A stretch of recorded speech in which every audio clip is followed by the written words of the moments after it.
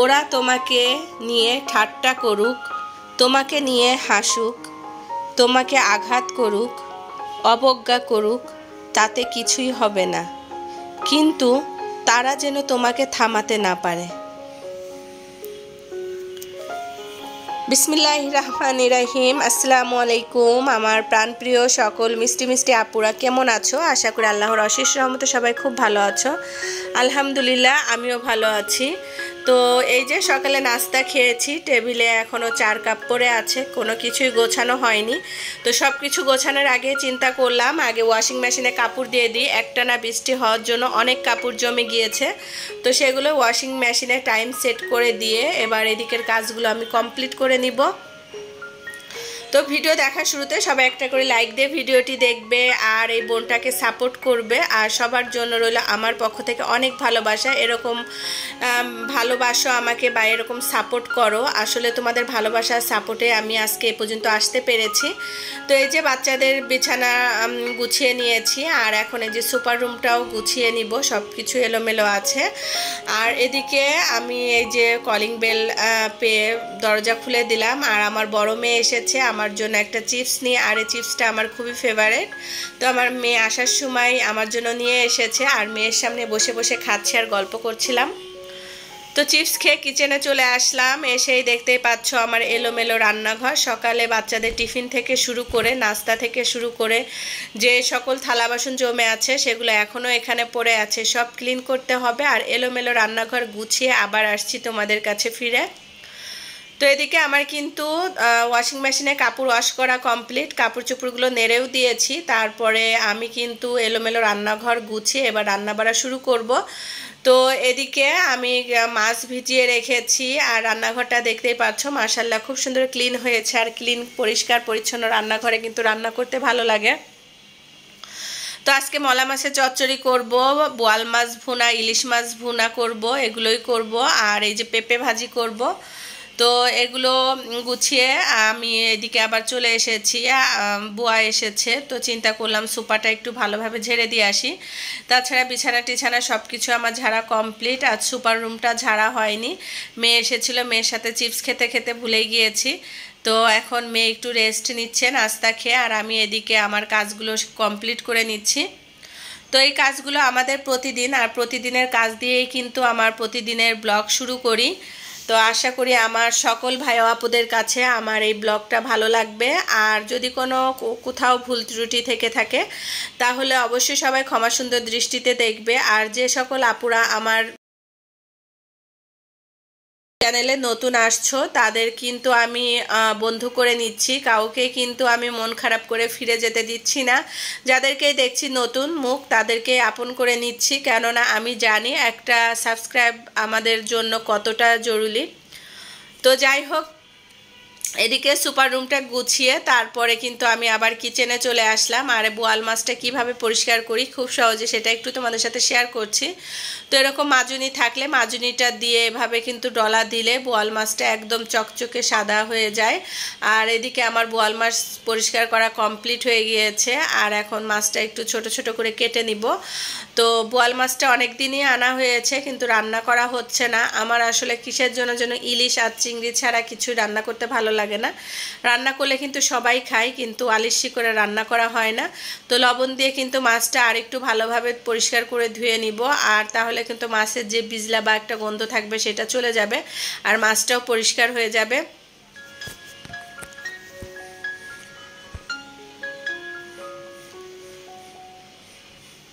তো মাছগুলো ধুয়ে পরিষ্কার করে তারপরে এদিকে আমি হলুদ মরিচ লবণ মাখিয়ে রেখেছি, আর পেঁপে কেটে রেখেছি। পেঁপে সম্ভবত আজকে আর ভাজি করা হবে না, কেননা একটু একটু করে অনেক আইটেম হয়ে যাচ্ছে। এখানে এই যে আলু দিয়ে বেশি করে পেঁয়াজ দিয়ে মলা মাছ হাতে মাখিয়ে চচ্চড়ি করব।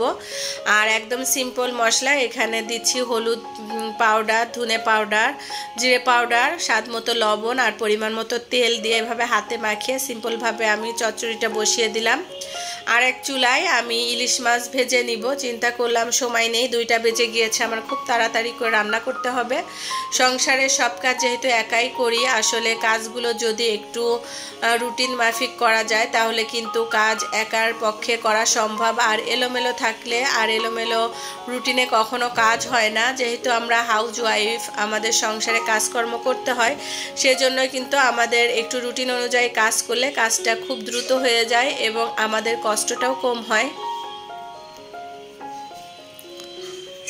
এদিকে আমার ইলিশ মাছ ভাজতে না ভাজতে আবার বেগুন দিয়ে দিচ্ছি এই তেলেই, কেননা বেগুন ভাজা আমার বাচ্চা খুব পছন্দ করে। তো চিন্তা করলাম বেগুন একটু ভেজে নিই। 2টো বেগুন ফ্রিজে ছিল, 2টো বেগুনই ভেজে নিচ্ছি।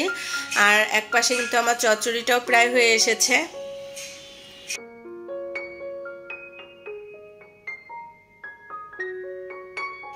আর এই তো আমার মাছ ভাজা হয়ে গিয়েছে, মাছগুলো উঠিয়ে নিয়েছি। এবার বেগুনগুলো ভেজে নিচ্ছি। আমার বেগুনগুলো কিন্তু একটু লাল লাল করে ভেজে নিচ্ছি। এবার বেগুন ভাজার তেলেই আমি কিছু পেঁয়াজ দিয়ে দিলাম। পেঁয়াজ, হলুদ, মরিচ আর লবণ দিয়ে ভেজে নিব। আর বাচ্চারা কিন্তু বেগুন ভাজার সাথে পেঁয়াজটা খেতে খুব পছন্দ করে।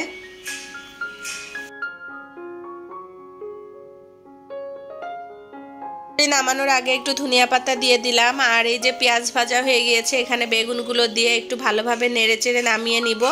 তো বেগুন ভাজা হতে না হতে ছোটো মেয়ে চলে এসেছে, তার ক্ষুধা লেগেছে। তো এই ফ্রাই প্যানে একটু তেল মশলা ছিল, তো এখানেই আমি কিছুটা ভাত ভেজে তারপরে এখান থেকে বেগুন আর পেঁয়াজ দিয়ে বললাম, বাবা তুমি এখন খেয়ে নাও। সে তো খুব মজা করে খেয়েছে, আমার ছেলেও খুব পছন্দ করে এই ভাজিটা। তো এখন আমি এদিকে বোয়াল মাছটা ভেজে নিচ্ছি আর চচ্চড়িটাও নামিয়ে নিচ্ছি। এই চুলায় এখন আবার ইলিশ মাছ ভুনা করে নিব। তো আমি কিন্তু এই যে চচ্চড়ি থেকে কিন্তু খুব সুন্দর ঘ্রাণ আসছে। অল্প আলু আর বেশি করে পেঁয়াজ দিয়ে কিন্তু চচ্চড়িটা করেছি, এটা আমার বাচ্চারাও খেতে খুব পছন্দ করে। তো বোয়াল মাছ ভাজা হয়ে গিয়েছে, এবার বোয়াল মাছ নামিয়ে নিব। আর এখন আরও কিছু তেল দিয়ে বোয়াল মাছটাও ভুনা করে নিব। তো এখানে বেশি করে পেঁয়াজ দিয়েছি, আর পেঁয়াজটা একটু লাল হয়ে আসলে এখানে দিয়ে দিব সামান্য পরিমাণ পানি, যাতে মশলাটা পুড়ে না যায়। তারপরে হলুদ পাউডার, মরিচ পাউডার, ধনে পাউডার, স্বাদমতো লবণ, একটু রসুন পেস্ট দিয়ে মশলাটা আরেকটু কষিয়ে নিব।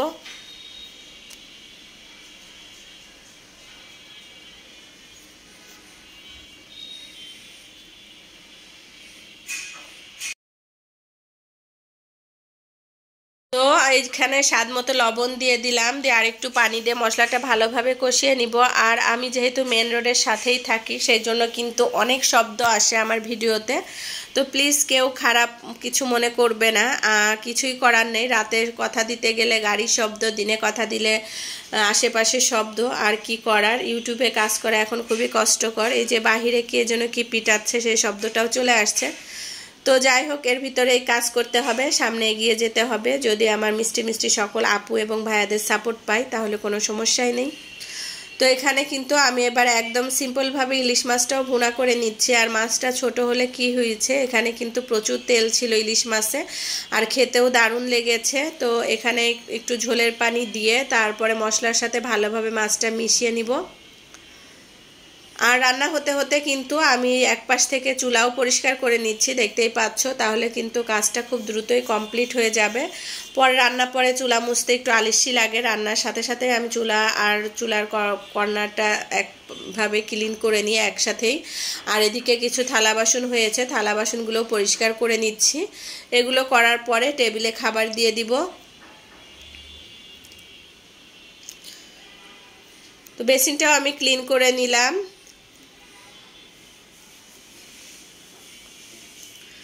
আর এই তো টেবিলে খাবার দিয়ে দিচ্ছি, বাচ্চারা খেয়ে নিবে। ছেলে এখনো আসেনি, ও এসে খাবার খেয়ে নিবে। তোমাদের ভাইয়া আসবে, আমি নামাজ পড়ে তাকে ফোন দিব, দুজন একসাথেই খাবো আজকে, যেহেতু তোমাদের ভাইয়া অফিসে আছে। তো মাশাল্লাহ দিলে খাবারগুলো কিন্তু অনেক লোভনীয় ছিল। আর যে ধনে পাতা দিয়েছিলাম, সেই ধনে পাতার গাছটা আবার মানি প্ল্যান্টের পাশেই লাগিয়ে দিয়েছি, দেখি হয় নাকি। আর এই হলো আমার রান্নাঘর, কিন্তু রান্নার পাশাপাশি রান্নাঘরও পরিষ্কার করে ফেলেছি। তো আজকের মতো আমি আমার ভিডিওটি এখানেই শেষ করছি। সবাই ভালো থাকবে, সুস্থ থাকবে এবং সাবধানে থাকবে। আমাদের জন্য দোয়া করবে। আমিও আমার সকল ভাই ও আপুদের জন্য দোয়া করি। আল্লাহ হাফেজ। আসসালামু আলাইকুম।